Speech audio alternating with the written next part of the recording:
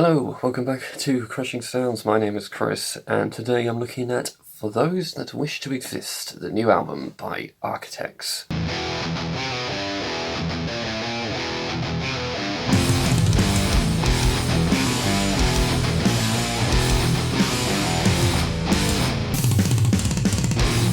So I haven't reviewed a metalcore album in a very long time. I've normally avoided the genre for the sake of criticism, owing to the fact that it's not a genre I particularly enjoy much of.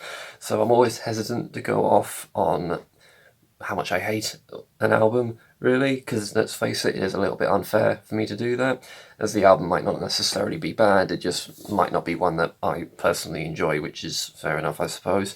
I do make exceptions, to be fair.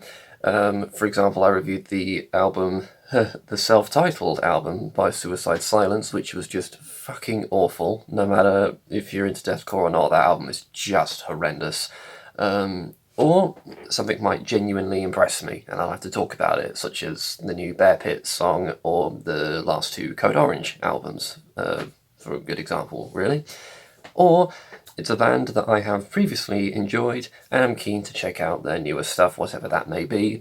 That is the case for this review, the 9th studio album by Architects. This isn't so much a band whose back catalogue I know extensively, rather one I know a little bit here and there, but I have enjoyed what I've heard so far, so I was keen to check out their new album. So, Architects, in terms of the British modern metal scene, likely need no introduction, really. One of the most prominent bands to come out of hardcore in the UK, I would wager. Then again, there may be massive bands in this scene that I'm not aware of, which wouldn't be a surprise.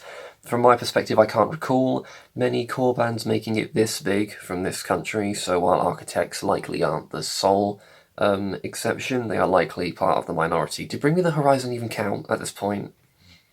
You guys probably know better than me. You'll all tell me in the comments, I'm sure, of other UK metalcore bands I'm just ignoring, but for the record, I'm not putting the band down by saying that they're part of a small scene. These guys have done incredibly well for themselves. I wasn't really listening to them back in their early days. I wasn't aware of them until Mike, my brother, went to see them live. I think that was right when Daybreaker was released back in 2013. I was in my formative metal years at that point, listening mostly to Slipknot and nothing else. That's not even really an exaggeration.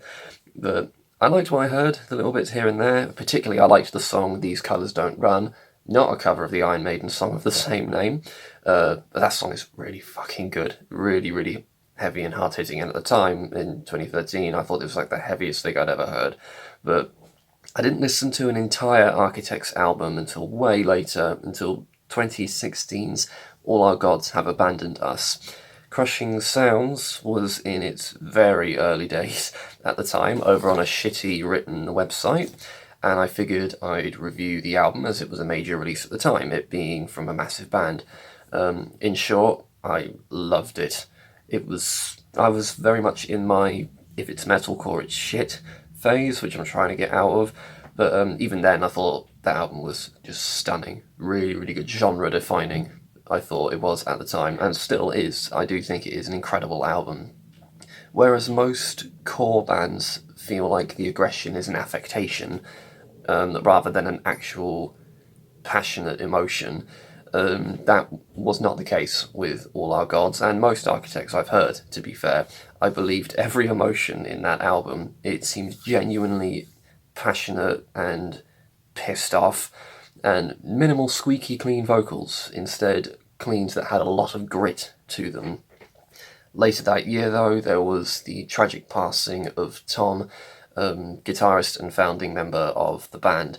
It did make me feel a bit weird, really praising the anger, emotion, and general misanthropic nature of the album, in particular the closing song Memento Mori, then finding out the potential reason for that tone and aesthetic was Tom's impending passing from cancer during the production of the album. I hope he knew just how amazing that album was. I mean, what a brilliant swan song, as it were. It was just a stunning album.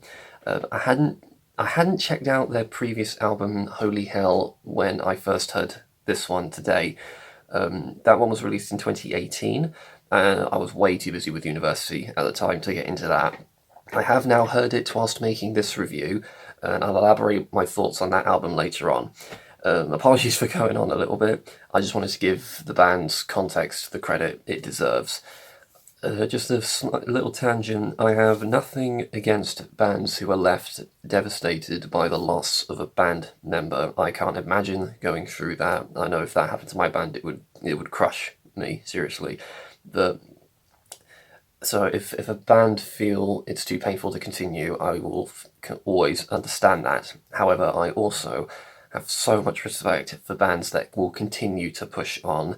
So Architects will forever have my respect for that.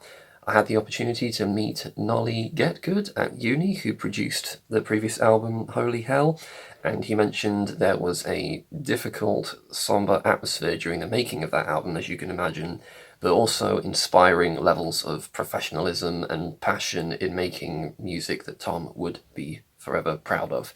Sorry for that very long tangent, just sort of something that I needed to talk about.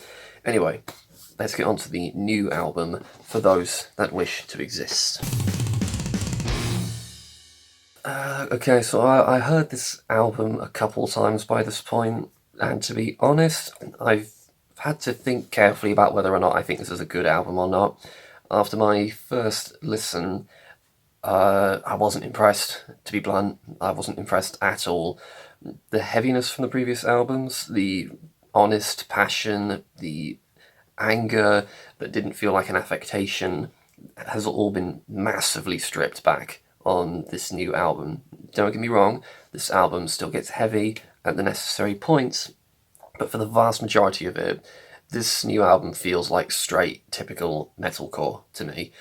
To be fair, the track at the start of the album, Do You Dream of Armageddon, didn't put me off immediately with its melodic, clean vocals. I assumed this was going to be an atmospheric build-up into the album and onto the proper opening track, Black Lungs. It is to a degree. Black Lungs starts with recognisable metalcore riffing, and Sam Carter's part harsh, part clean vocals, though oddly restrained here, are still fairly distinct. But less than a minute in, we get to my real sticking point with this album as a whole. The cleans burst in, and I'm really not a fan of them at all.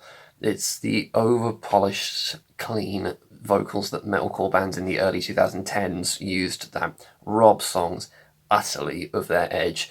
And you can hear effects put on the vocals as well, which make it sound really overly produced. There's even woeing in the chorus. Bad. Stop it. Stop woeing, please.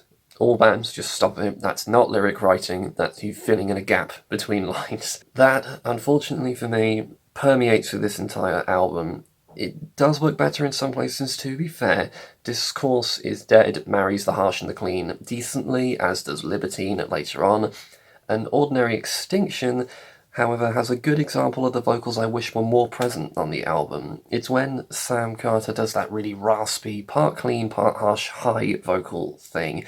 It's quite hard to describe, but check out the chorus of the song Downfall from the album All Our Gods to see what I mean. These sound painful emotionally, and they're so unique to him, instantly recognisable and really punch through, so I don't know why they're used so sparingly on this album, because they would just make these songs so much better. Now, I don't know the first thing about safe, harsh vocal technique. Maybe it's not a very healthy kind of thing to do, but just hearing a little snippet of it just really makes me yearn for it more and reminds me of why I preferred All Our Gods to this. But one thing of note, though, in this album is the impressive trio of guest musicians that they managed to get for this album. We have, in separate songs, of course, Winston of Parkway Drive, Mike Kerr of Royal Blood, and Simon Neil of Biffy Clyro, of all things. Winston's song, Impermanence, has him come bellowing in the second half. I think you could safely assume that was what he was going to do, though given that he and Sam Carter have very distinct harsh vocals, yet they're both quite different. So hearing them bounce off each other for the entire song, I think, would have been way more interesting. I've ranted about how bands handle guest musicians on my review of the last Lamb of God album, so if you care, watch that review to see my thoughts on that kind of thing. You probably don't, just in case you do, it's over there. Mike Kerr is appropriately placed on the catchiest song on the album, Little Wonder. It's my least favourite song on the album, but it's kind of what they were going for with that kind of thing, so it makes sense, I guess. He's in a big catchy rock band, played with strengths, I suppose. Goliath, though, the song with Simon of Biffy Clyro on it, is probably the song that frustrated me the most. The verse is frenetic and heavy as shit. It's probably my favourite section of the album, but the vocals in the chorus are way too pretty and they kill all of it. I'll just quickly clarify, I don't have a problem with clean vocals per se, or delicately sung clean vocals. I love Nightwish, I love Blind Guardian, I love Opeth and all of that. But my issue here is the lack of consistency. You have really heavy riffing for the most part, and way too safe and dainty vocal lines. This song specifically really suffers from that problem. Ironically, though, the heaviest hit comes from Simon of Biffy Clyro. When his Scottish cleans come charging in, I did chuckle a little bit. His harsh vocals, god damn. I knew Biffy had done some harsh vocals before, but that took me by surprise. Bloody hell, he can scream. I'm trying not to come off as a really biased against a specific genre here. I know that this sound was very typical of a massive metal scene a few years back, so I'm sure that there is a big audience for this. That first listen was really not good. It took me till my second or third run through the album to really find the stuff that I liked, and to be fair, there are aspects of this album which are I do think are genuinely really good. Architects, at their most heavy, always feel heavier than most metalcore bands do, and that is still the case here. When they throw everything at it, it's crushing. Also, while I'm kind of numb to the electronic noise thing that most core bands do to create atmosphere, I think Architects do it really well. By pairing it up with some actual classic string instruments, it often gives a really good build-up to the heavy guitar drops and gives them actual weight. Dead Butterflies is a great example of just that. The track has a good sense of weight and scope, despite the lack of the harsh vocals. It's probably the most memorable track on the album. If they had run with the style of this song, weighty sounding, emotional clean vocals, and focused exclusively on that aspect, I think we'd have a much better album. It would have been bold to abandon the heavy side completely and the harsh vocals completely, but it would have been way more focused, and I think it would have been more interesting. Just as it is now, we have two styles that are battling each other, and that doesn't really work.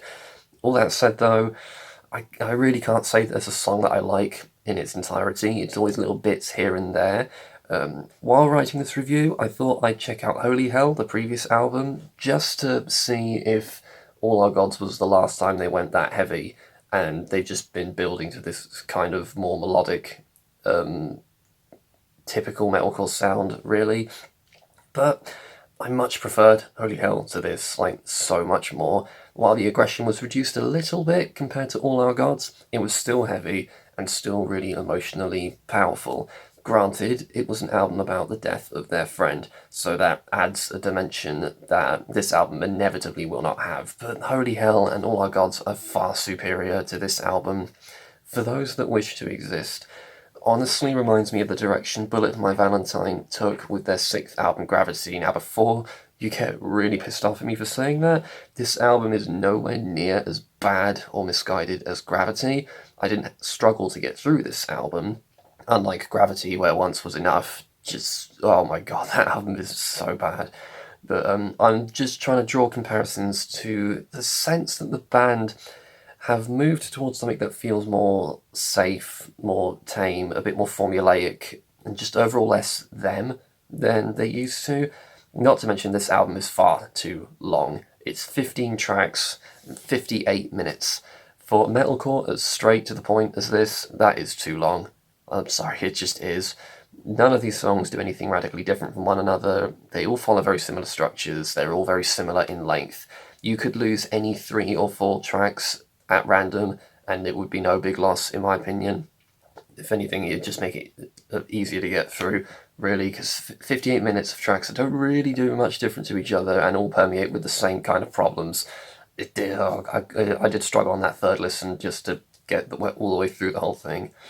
I'm not against bands changing and evolving. I bring up Opeth again, whose new stuff I love just as much as their old stuff. but this doesn't feel like an evolution to me. It feels like playing it safe. There are many, many bands who sound like this album, but not many bands that sounded like Architects sounded only 2 albums ago. When the most memorable part of your album is the array of guest singers rather than the songs themselves, I think that kind of says it all. I'll say what I always say when I'm covering metal, hard, or deathcore music. This isn't the kind of metal that I normally indulge in. The reason I covered this was due to my previous appreciation of what Architects have done. That's why I feel disappointed about this album. But if you live and breathe metalcore, you might see the nuances in this that I don't. And this isn't me going Architects are shit now, or anything like that.